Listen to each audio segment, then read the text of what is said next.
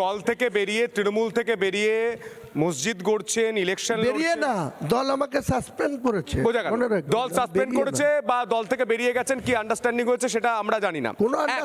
আমি প্রশ্নটা কমপ্লিট করি। 2026-এ এমন একটা পরিস্থিতি তৈরি হলো, আপনি যে আসন পেলেন, তৃণমূল যে আসন পেল, তৃণমূল একক সংখ্যাগরিষ্ঠতায় সরকার গড়তে পারছে না। তখন মমতা বন্দ্যোপাধ্যায় আপনাকে ফোন করে বললেন যে হুমায়ুন, যা হয়েছে হয়েছে, ভুলে যাও, আমার দলে ফিরে এসো। আপনি কি ফিরে যাবেন? আমার দলের নির্বাচিত যে বিধায়করা হবে, সেই বিধায়কদের মেজরিটি সদস্য যে সিদ্ধান্ত নেবে, সেই সিদ্ধান্ত আমি, তার মানে আপনি সম্ভাবনা রেখে দিলেন? কোনো সম্ভাবনা নেই। সিদ্ধান্ত কি তাহলে তৃণমূলে ফিরে যেতে পারেন আপনি নির্বাচনের পরে? কোনো প্রশ্নই নেই। মানে শুধু আমি যে কটা দিন এই পৃথিবীতে মহান উপরওয়ালার দয়ায় থাকবো, তৃণমূলকে জিরো করার উদ্দেশ্য নিয়েই আমি বাংলার রাজনীতিতে থাকবো। সম্ভাবনা থাকছে এমএলএরা যদি ভাবে আমি ফিরে যেতে পারি, এই সম্ভাবনা তো থেকে যায়। এটা তো গণতান্ত্রিক দেশে এটাই তো হয়, মাস্ট বি মেজরিটি।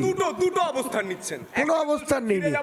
আমার দেখুন, যারা নির্বাচিত হবে, সেই নির্বাচিত মাননীয় সদস্যদের দলগত অবস্থান কি হবে। মমতা বন্দ্যোপাধ্যায় হেরে যাওয়ার পরে আমরা 213, 221-এ পাওয়ার পরে আমার সিগনেচারটাও লেগেছিল ওনাকে পরিষদীয় নেতা বানানোর জন্য, গভর্নরের কাছে লিডার বানানোর জন্য। সেরকম আমার দলের নেতারা কি সিদ্ধান্ত নেবে আমি তো আপনাকে এত অ্যাডভান্স বলতে পারবো না। হুমায়ুনদা, আমি তো একাই 100 না। আমার প্রশ্নটা নিন। এটা বাংলার মানুষের প্রশ্ন, হিন্দু মুসলমান সবার প্রশ্ন। আপনি কাদের ভরসায় 135টা আসনে সিট দেবে, প্রার্থী দেবেন? শুরুতেই আপনি ডিগবাজি খাচ্ছেন। প্রথমে বললেন যাদেরকে দিয়ে ফিতে কাটালেন তাদেরকে বাইরে থেকে আনবেন, পরে দেখা গেল তারা নাকি পশ্চিমবঙ্গের লোক। দ্বিতীয়ত আপনি বললেন যে আমার নিরাপত্তা রক্ষী হায়দ্রাবাদ থেকে আনবো, তারপর যাদেরকে আনলেন তারা দেখা গেল বাউন্সার, আবার ফিরিয়েও দিলেন।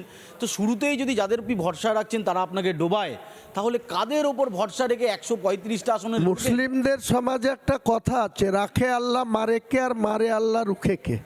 তো আমি বলছি, বাংলার 4 কোটি মুসলমান, 2,82,533 জন ভোটারের উপর আমার আস্থা আছে, ভরসা আছে। আগামী দিনে আমি দেখাবো বাংলার রাজনীতিতে এবং ভারতবর্ষের রাজনীতিতে অনেক বড় বড় নেতা, প্রায়ত প্রণববাবু থেকে শুরু করে প্রিয়রঞ্জন দাসমুন্সি থেকে শুরু করে কখনো কখনো কংগ্রেস থেকে বেরিয়ে গিয়ে তারা মানুষের কাছে গ্রহণযোগ্যতা পায়নি। একইভাবে মমতা বন্দ্যোপাধ্যায় কংগ্রেসের প্রতি অভিযোগ করে 1998 সালে তৃণমূল কংগ্রেস গঠন করার পর আবার 2.5 বছর পরে ডিগবাজি খেয়ে সেই কংগ্রেসের সঙ্গে জোট করেছে। রাজনীতিটা কখন কি হবে কেউ বলতে পারে না। আমি একটা জিনিস বাংলার মুসলমান সমাজের কাছে রাখবো, আগামী ভোটের ময়দানে 135টা প্রার্থীকে জিতানোর উদ্দেশ্যে একটাই বলবো, যদি বিজেপিকে মেজরিটি পেতে দাও তাহলে বাবরি মসজিদ হতে দেবে না, যদি টিএমসিকে মেজরিটি পেতে দাও বাবরি মসজিদ হবে না। কাজেই আমাকে 90 থেকে 100টা আসন দাও, আমি তোমাদের বাবরি মসজিদ করে দেখাবো। তখন দেখবেন 294-এর রিমোট কন্ট্রোল কার হাতে থাকে।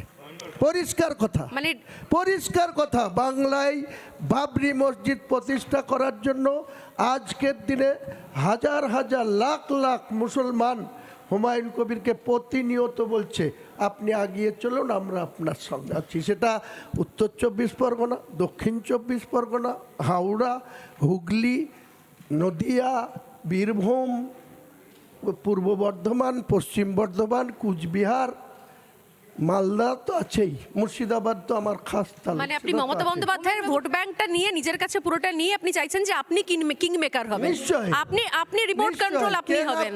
ওনার যদি শখ হয়েছিল বাংলার রাজনীতিতে, কখনো হরিয়ার পাড়ায় গুলি চলেছে সেখানে ছুটে যেত, কখনো জলঙ্গিতে বাস পড়ে গেলে উনি চলে যেত। আজকে যখন 2011 সালের 20শে মে ওথ নিয়েছিল, মুখ্যমন্ত্রীর শপথ নিয়েছিল, তখন কি বলেছিল যে আমি প্রতি স্যাটারডে কালীঘাটের বাড়িতে আমজনতার সাথে দেখা করব। আজকে তার বিধায়ক দলের ক্যাবিনেটের সদস্যরা 2 মিনিট সময় পায় না তার সাথে কথা বলার ক্ষমতা রাখে না। আমি বিধায়ক কতদিন বিনয় করেছি, আমার কিছু কথা আছে আপনি শুনুন। আমাকে চিফ সেক্রেটারির সামনে বলছে বলো, আমাকে ডিজিপির সামনে বলছে তুমি বলো, আমি বলবো না, আপনি পার্সোনাল সময় দিন। নানা ধরনের কন্টেন্ট দেখার জন্য লাইক করুন, শেয়ার করুন আমাদের ফেসবুক পেজ, সাবস্ক্রাইব করুন আমাদের ইউটিউব চ্যানেল। পাশাপাশি অন্যান্য ব্রেকিং নিউজের জন্য অবশ্যই চোখ রাখুন রিপাবলিক বাংলায়।